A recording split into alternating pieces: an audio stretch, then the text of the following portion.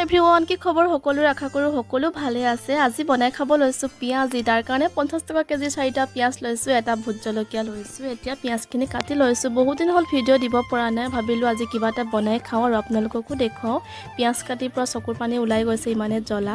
আৰু এতিয়া কাটি লৈছো মই জলকীয়াটো যেহেতু জলকীয়া অলপ বেছি খাই ভাল পাওঁ সেইকাৰণে অলপ জ্বলা বেছিকে দি লৈছো এটা বাটিত সকলোখিনি মিক্স কৰি ললো ইয়াতে অলপ ময়দা দি লৈছো আৰু অলপ নিমখ দিছো তাৰ পাছতে অকণমান হালধি দি এইখিনি সানি ললো এয়া মোৰ ধুনীয়াকৈ হনাও হৈ গ'ল